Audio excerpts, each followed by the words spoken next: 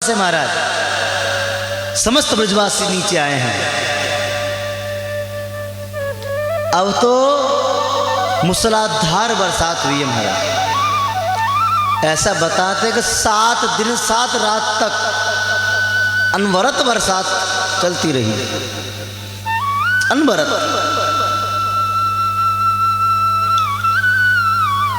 और कन्हैया एक उंगली पर गिरिराज को धारण किए हुए हैं।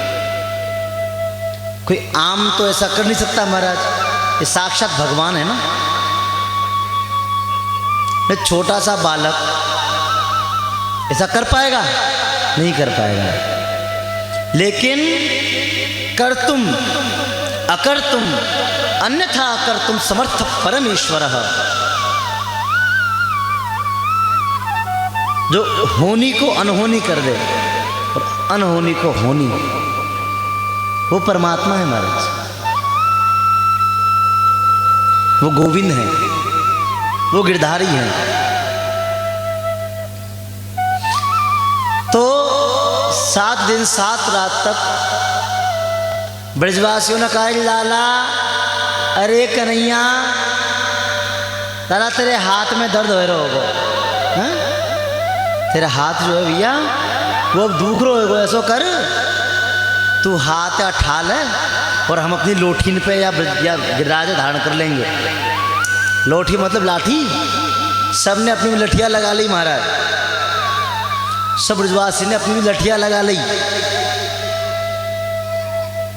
लाला अब तू छोड़ दे, थोड़ा आराम कर ले, थोड़ी सी देर तू आराम कर ले, या गिरिराज हम उठा लेंगे। तो भोरे भारे ब्रजवासी, लाखों करोड़ों टन जिसके अंदर वजन है महाराज, वो लठियान के सारे रुकेगो का? ना रुकेगो महाराज। तो जैसे महाराज लठिया लगाइए, कन्हैया ने के ब्रजवासियों को, हाँ हाथ हटा लूँ? वो कहा हाँ हटा ले, हम देख लेंगे। तो महाराज जैसे कन्हैया ने उंगलियां नेक नीचे करी, नेक, जैसे वजन लठियान पे आयो, सब की सब लठियां चट चट चट करके सब की सब टूट गई महाराज। और भैया कन्हैया कन्हैया रोकियो रोकियो रोकियो, ओ भैया डांटियो यार, गिरिराज दबे दबे मरे मरे। कन्हैया ने तुरंत अपनी उंगलियां लगाई है। ब्रजवासी तो महाराज आंख फटी की फटी रह गई, भैया हजारों लाखों लठियां हमने लगाई दी, लेकिन गिरिराज महाराज ना रुके। हमारो छोटो सो लाला 7 दिन ले गए, गिरिराज धारण कर रखो, इतनो बल या में कहाँ पे आयो? 7 दिन 7 रात व्यतीत हुई। जो बादल थे ना महाराज, वो भी हार के चले गए। और ऐसा बताते हैं जितना जल था ना जो गिरा हुआ, तो अगस्त ऋषि को बुलाया है।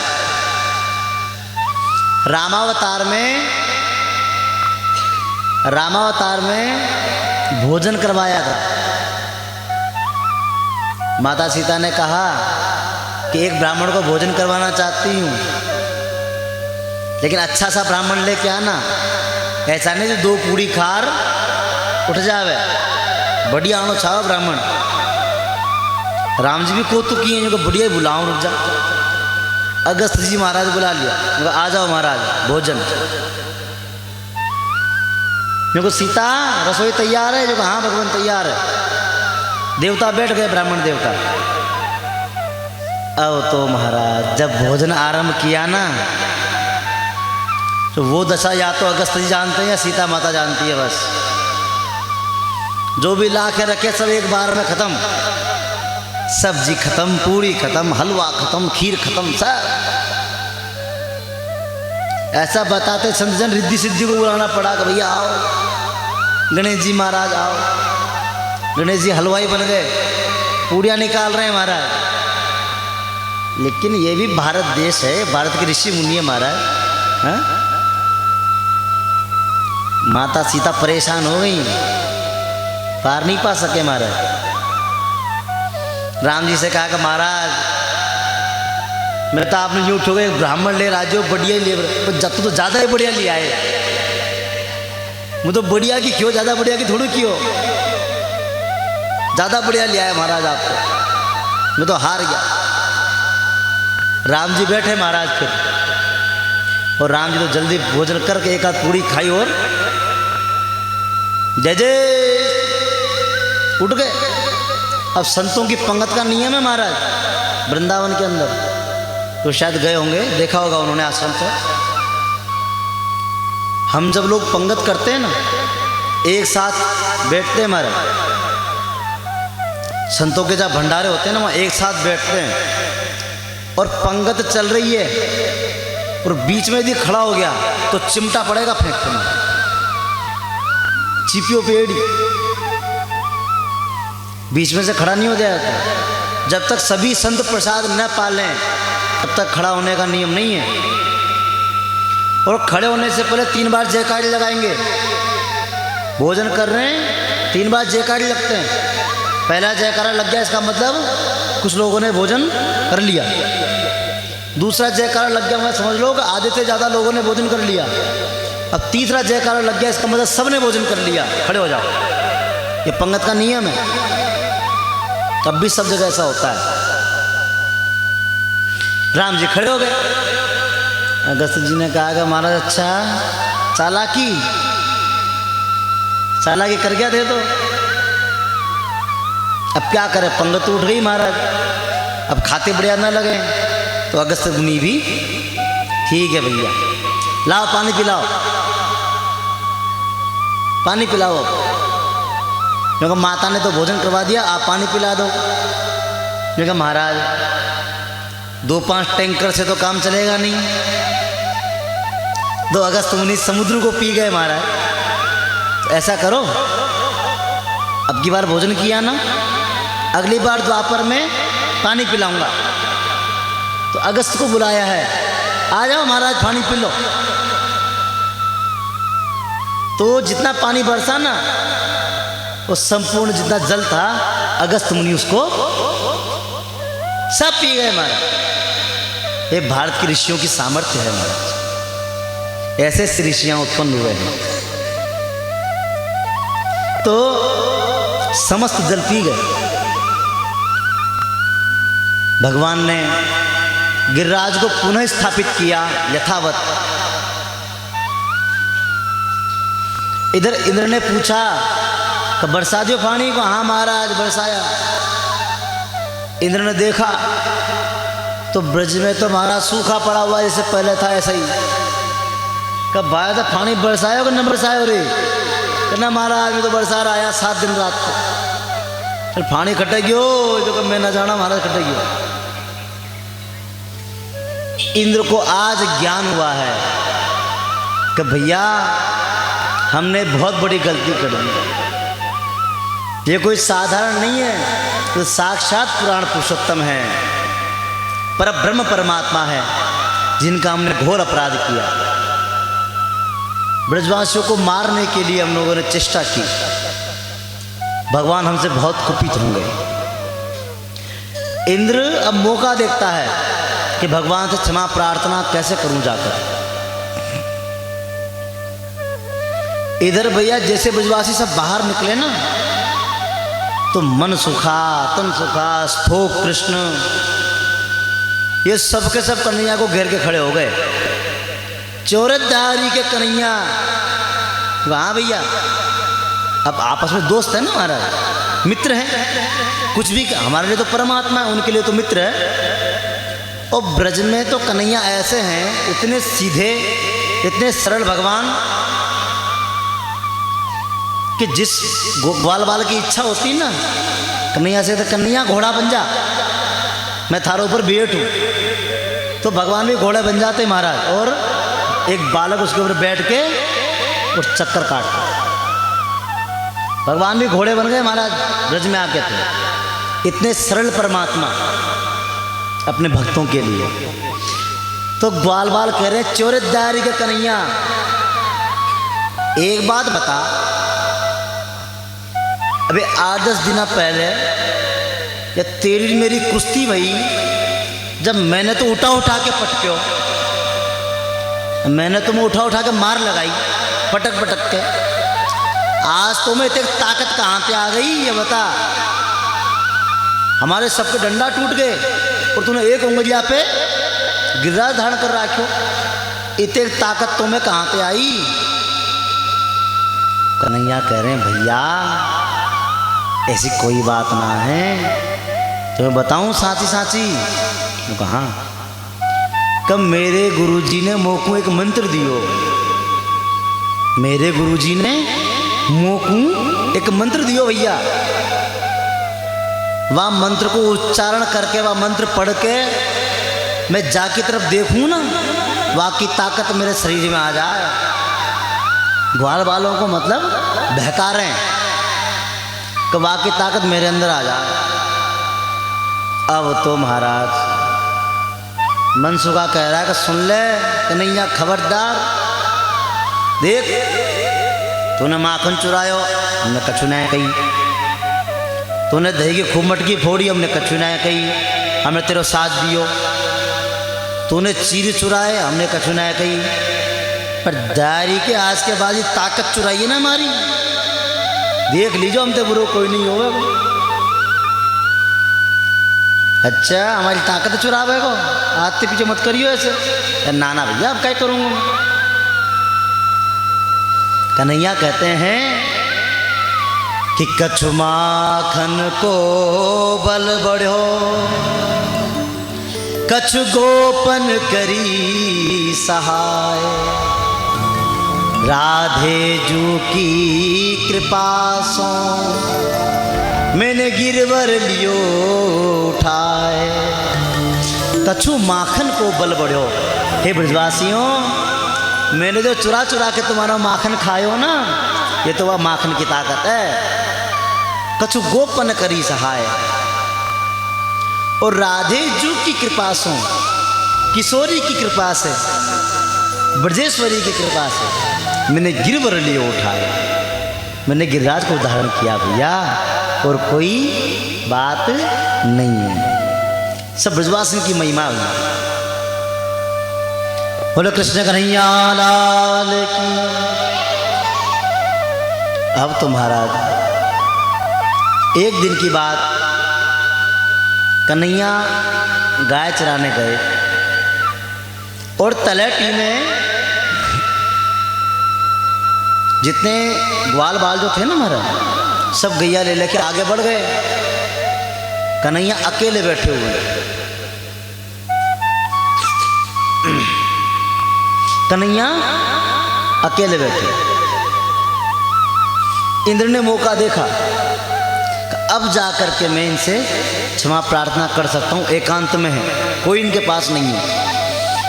तो इंद्र जो है ना वो अकेला नहीं आया, सुरभि गऊ को साथ में लेके आया, गऊ को आगे करके आया। क्यों? कि कन्हैया को गऊ से बहुत प्रेम है भैया, कन्हैया को गऊ से बहुत प्रेम है। यदि गऊ का दर्शन कन्हैया करेंगे ना तो प्रसन्न हो जाएंगे गऊ को देखते ही। तो सुरभि गऊ को आगे करके इंद्र समस्त अप्सराओं को, देवताओं को साथ में लेकर के कन्हैया के पास आए। और ऐसे नहीं आए, लंबी दूर से हमारा दंडोत करते हुए आए। दंडवत, दंडवत समझते हैं क्या होता है? दंडवत का अर्थ होता है लेट करके जो प्रणाम किया जाता है ना, उसे कहते हैं दंडवत। लेकिन जो हमारे पुरुष भाई हैं उनको तो लेट करके प्रणाम करना चाहिए, लेकिन जो माताएं बहनें हैं ना उनको कभी लेट करके प्रणाम, लंबा लेट के प्रणाम नहीं करना चाहिए महाराज, कहीं भी। उनको पंचांग दंडोत करनी चाहिए। पंचांग मतलब घुटने, अपने हाथ और सिर इसे झुका करके, लंबे लेट के प्रणाम नहीं करना चाहिए आप लोगों को।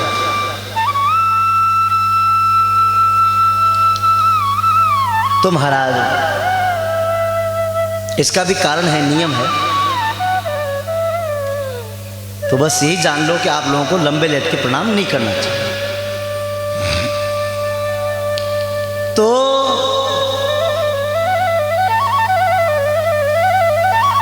अब ये मैया कह रही है कि बताओ ऐसा क्यों है।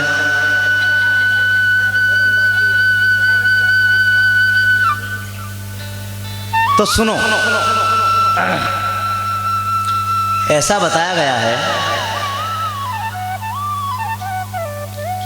एक तो शालिग्राम जी पुस्तक, शालिग्राम जी की शिला हो, पुस्तक हो, ब्राह्मण हो, शंख हो, इनको बिना आसन के धरती पे नहीं रखना चाहिए। और साथ साथ में माताओं को जो वक्षस्थल होता है ना, अपना सीना, उसको कभी भी धरती पर नहीं टिकाना चाहिए। क्यों? एते वारान संयंती स्त्रिया चकुच मंडलम, धरती को इनका भार सहन नहीं होता महाराज। ब्राह्मण शिवराम शंखम शालिग्रामस्य पुस्तकम एते भारान संयंती स्त्रिया चकुच मंडलम, धरती इनका भार सहन नहीं कर सकती, इसलिए बिना आसन के इनको नहीं रखना चाहिए। इसलिए माताओं को कभी लेट के प्रणाम नहीं करना चाहिए। पुरुष लेट के प्रणाम कर सकते हैं, माताओं को पंचांग प्रणाम ही करना चाहिए। आई समझ में? बोले भक्त वत्सल भगवान की जय हो। ये सब नियम है महाराज। ये जितनी भी शास्त्रों में जो चीजें बताई गई है ना, उन सबका लॉजिक है, सबका कारण है। अच्छा, एक बात और याद आई,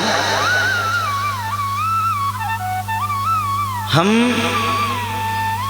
कलश पे नारियल स्थापित करते हैं, नारियल रखते हैं ना कलश के ऊपर। क्यों? इस कोर्स ये भी जरूरी चीजें हैं, इसको भी सुन लें, उसके बाद फिर कथा आगे बढ़ाएंगे। हम नारियल क्यों रखते हैं कलश के ऊपर? आप लोग नवरात्रों में भी कलश बिठाते होंगे, घर में घट स्थापना करते होंगे, तो कलश के ऊपर नारियल क्यों? इसका कारण है, आपने देखा होगा नारियल के अंदर जो गोला होता है ना, गोला, उसकी आकृति वो मतलब नीचे से चौड़ा होता है, ऊपर से सुकड़ा होता है ना। नारियल का गोला नीचे से चौड़ा होता है, ऊपर से सुकड़ा होता है हमारा, उसको कहते हैं शंकु आकृति। पढ़ा होगा बच्चों ने, शंकुनुमा आकृति, जो नीचे से चौड़ी हो और ऊपर से सिकुड़ी हुई हो। जैसे मंदिर का गुंबज भी नीचे से चौड़ा होता है, ऊपर से सुकड़ा होता है। या फिर दुनिया में जो 7 अजूबे हैं, उसमें मिस्र के पिरामिड, सुना होगा बच्चों ने मिस्र के पिरामिड के बारे में, जो पढ़े लिखे बच्चे हैं। 7 अजूबे में से एक जो मिस्र के पिरामिड है ना महाराज, वो भी नीचे से चौड़े हैं, ऊपर से सुकड़े हुए हैं, शंकुनुमा आकृति के हैं, जैसे हमारा मंदिर का गुंबज बना हुआ है। तो शंकुनुमा आकृति के अंदर ध्यान दें भैया, तो शंकुनुमा आकृति है ना, उसके अंदर ये योग्यता होती है कि हमारे विश्व ब्रह्मांड के अंदर जो कॉस्मिक एनर्जी, जो पॉजिटिव एनर्जी, सकारात्मक जो एनर्जी होती है, ऊर्जा, जो पॉजिटिव एनर्जी, जो कॉस्मिक एनर्जी हमारे ब्रह्मांड में संचरित होती है, उस कॉस्मिक एनर्जी को, उस ऊर्जा को ये गुंबज अपनी तरफ खींचता है हमारा, और मंदिर के अंदर प्रसारित करता है, छोड़ता है। इसलिए गुंबज लंबा ऊंचा बनाया जाता है शंकुनुमा आकृति का, कि शंकुनुमा आकृति जो होती है वो कॉस्मिक एनर्जी को खींच करके और मंदिर के अंदर प्रसारित करती है या पिरामिड के अंदर प्रसारित करती है।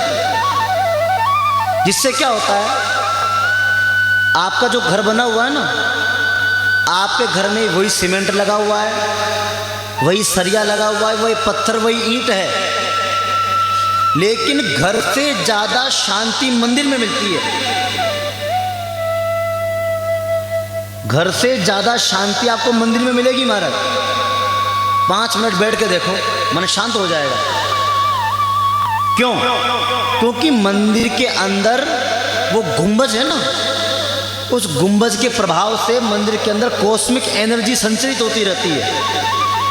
तो कॉस्मिक एनर्जी के प्रभाव से आपका मन शांत हो जाता है। समझ रहे हो? तो वो जो नारियल होता है ना, नारियल के अंदर जो गोला होता है, उसकी आकृति भी उस गुंबज की तरह ही होती है। नीचे से चौड़ी, ऊपर से सुकड़ी। आसपास की जो एनर्जी है, कॉस्मिक एनर्जी, इस एनर्जी को वो नारियल खींचता है अपनी तरफ, खींच करके उस कलश के जल में छोड़ता है, जिससे कलश के अंदर रखा हुआ जो जल है वो भी दिव्य रूप धारण कर लेता है महाराज। दिव्य गुण उस जल के अंदर आ जाते हैं। फिर पंडित जी कहते हैं कि भैया इस जल को ले जाना और अपने घर में चारों तरफ छिड़कना। क्यों? क्योंकि यदि आपके घर में भी कोई नकारात्मक ऊर्जा है, कोई नेगेटिविटी है, तो नेगेटिविटी दूर भाग जाए और घर के अंदर भी शांति उत्पन्न हो, घर के अंदर भी कॉस्मिक एनर्जी का पास हो। इसलिए हम लोग कलश के ऊपर नारियल धारण करवाते हैं। आई समझ में? इसलिए मंदिर का गुंबज बड़ा बनाया जाता है। बोले भक्त वत्सल भगवान की। हमारे आध्यात्म जगत में जितनी भी चीजें हैं ना, वो सबका आधार है। हम लोग छुट्टियां रखते हैं, हिंदू लोग, हिंदुओं की पहचान है शिखा रखना। माताओं बहनों के बाल लंबे होते हैं, देखो सबके। पुरुषों के बाल छोटे होते हैं। पहले समस्त हिंदुओं को शिखा रखने का प्रावधान था, सभी लोग चोटी रखते थे महाराज। राक्षस कभी चोटी नहीं रखते। जो विधर्मी है ना महाराज, विधर्मी लोग, वो चुटिया नहीं रखते महाराज। चुटिया रखना, शिखा रखना हिंदुओं की पहचान थी। लेकिन आज हिंदुओं ने अपनी पहचान अपने हाथों से मिटा दी। अपने हाथों से अपनी पहचान मिटा दी महाराज। अब कोई नहीं, माथे पे तिलक नहीं, सिर में शिखा नहीं, कैसे पहचाना कि हिंदू है कि मुसलमान है? कोई पहचान नहीं तुम्हारी। उन राक्षसों की तो पहचान होती है, टोपी लगा के घूमते हैं। तुम्हारे पास क्या पहचान है तुम्हारी? कोई पहचान नहीं। तो शिखा जो थी वो हिंदुओं की पहचान थी पहले। शिखा रखने का कारण क्या था? माताओं के बाल लंबे होते हैं, क्यों? इसके पीछे भी कारण है। हमारे सिर में जहाँ चुटिया होती है ना हमारे, यहां पर होता है ब्रह्मरंध्र। इसे बोलते हैं पीलियन ग्लैंड।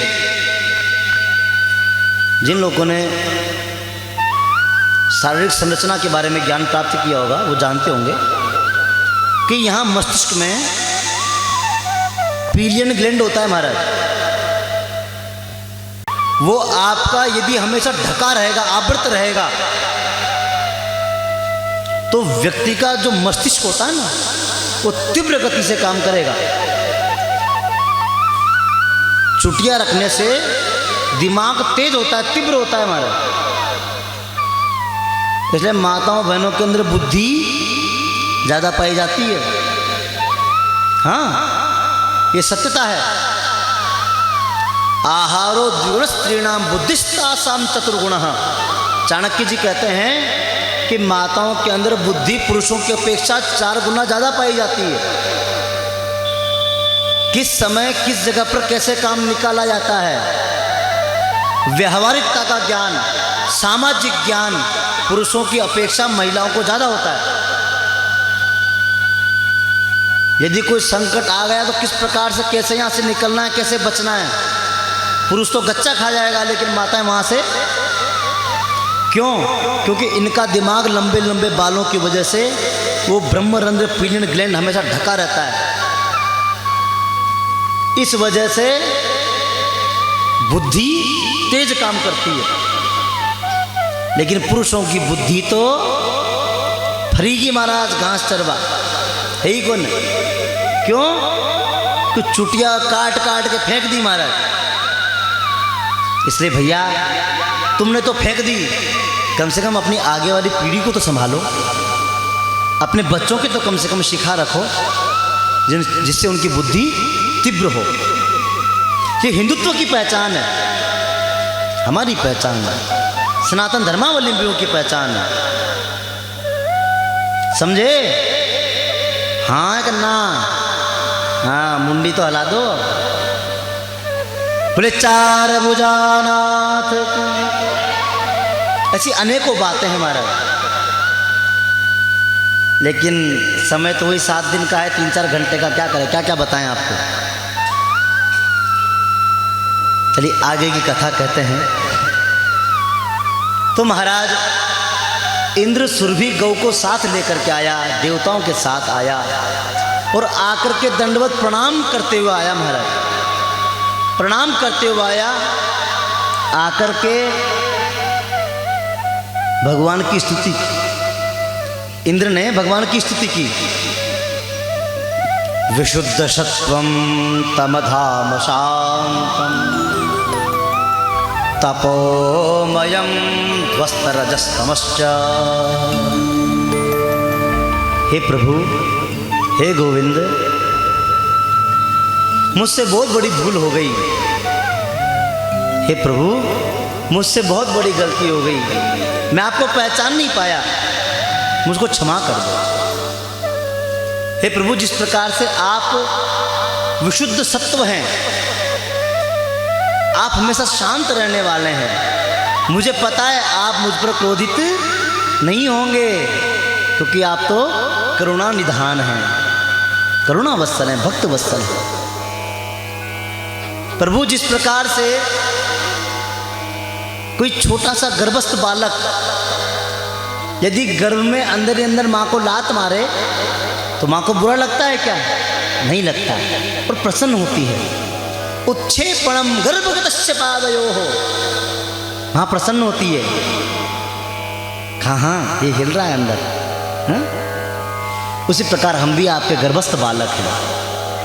इंद्र कहता है अपनी स्तुति में, हे प्रभु हमें क्षमा करो। प्रभु, मुझे जो कुछ सत्ता प्राप्त है आपकी कृपा से प्राप्त है। हमसे गलती होना तो स्वाभाविक है, हमारा तो स्वभाव है, हम तो गलती करेंगे।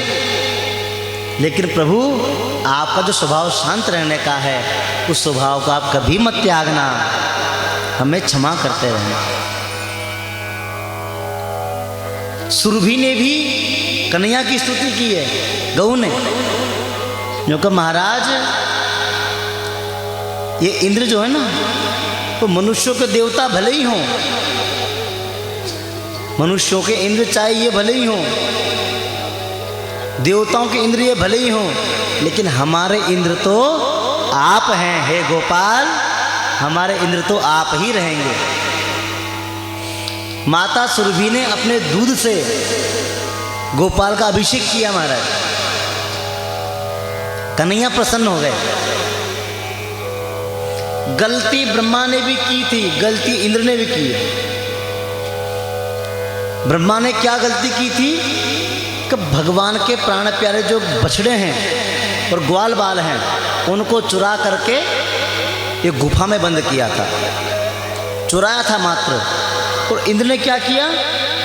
ब्रजवासियों को, गौओं को मारने की इच्छा से कि ये सब मर जाएं, उसकी इच्छा से बरसात करवाई। अपराध किसका बड़ा था? इंद्र का। अपराध इंद्र का बड़ा था ना महाराज। ब्रह्मा ने मारे तो नहीं थे ना, सिर्फ चुरा के रखे थे। लेकिन भगवान की तो उल्टी रीत है, ब्रह्मा जी से प्रसन्न नहीं हुए महाराज, ब्रह्मा जी पर क्रोधित हैं, लेकिन इंद्र को तुरंत माफ कर दिया, इनको जा भैया माफ किया, ब्रह्मा को माफ नहीं किया। क्यों?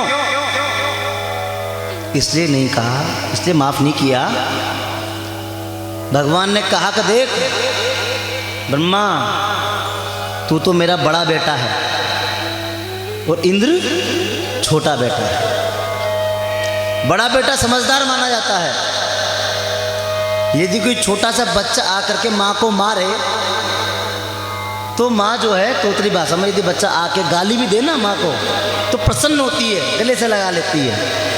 लेकिन कोई समझदार कोई पुत्र आकर के माँ को मारे तो ये बर्दाश्त करने योग्य नहीं है। तो ब्रह्मा तू मेरा बड़ा पुत्र है, तू सब कुछ जानता है, उसके बाद भी तूने मेरा अनिष्ट किया, मेरे प्राण प्यारे ग्वाल बाल और बछड़ों को मुझसे तूने 1 साल तक दूर रखा। ये इंद्र तो छोटा बेटा है,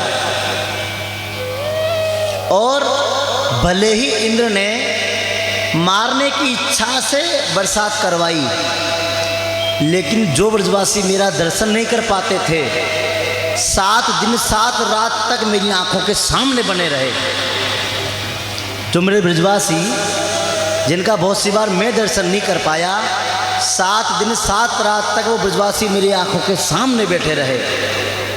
तो इंद्र का अपराध चाहे बड़ा दिखता हो, लेकिन ठाकुर को इंद्र का अपराध छोटा लगता है, क्योंकि इंद्र ने तो सब ब्रजवासियों को एकजुट कर दिया और ब्रह्मा ने सबको, इसलिए इंद्र को तो माफ कर दिया, ब्रह्मा को माफ नहीं किया महाराज कन्हैया ने। स्तुति की है, वो अपने धाम पधारे हैं। एक दिन की बात, जो हमारे नंद बाबा है ना, और प्रातःकाल जल्दी उठे महाराज, प्रातःकाल जल्दी उठे, एकादशी का व्रत किया बाबा। आज भी एकादशी है ना, कौन कौन व्रत रहा है महाराज एकादशी का? 11 को बस व्रत खुण की दो महाराज। चलो अच्छी बात। तो महाराज अच्छी बात है,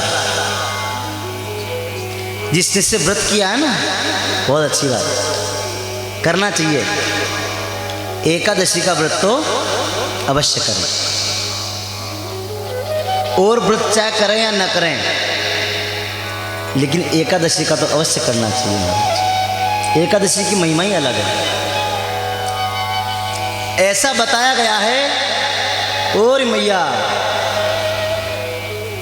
ऐसा बताया गया है महाराज शास्त्रों में, एकादश्याम दिने योन्नम भुंक्ते पापम भुनक्ति सह। एकादशी के दिन जो व्यक्ति बच्चों को और रोगियों को छोड़कर, बच्चों और रोगी वृद्धों को छोड़कर जो व्यक्ति एकादशी के दिन अन्न का भोजन करता है, वो समझ लो साक्षात पापों का भक्षण करता है महाराज। एकादश्याम दिने योन्नम भुंक्ते पापम भुनक्ति सह, वो साक्षात पापों का भक्षण करता है महाराज। इसलिए एकादशी को तो कम से कम व्रत अवश्य रहना ही चाहिए। और यदि एकादशी के दिन चावल बना के खाते हैं तो चावल नहीं, साक्षात एक एक कीड़ा खाने का पाप लगता है महाराज। इसलिए एकादशी के दिन तो कम से कम व्रत रहे महाराज। फलाहार कर सकते हो, फलाहार में कोई बुराई नहीं है, फलाहार कर लीजिए, लेकिन अन्न का भक्षण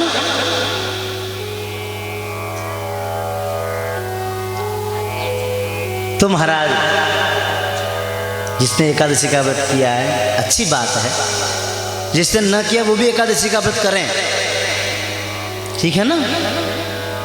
बोले एकादशी महारानी जय। अब आओ एक बार राधे राधे गाते हैं, ठीक है? राधे राधे गावा, सब ताली बजा के आनंद लिया करो महाराज। अरे ब्रज गलियों में झूम झूम के मन की तपन बुझाओ।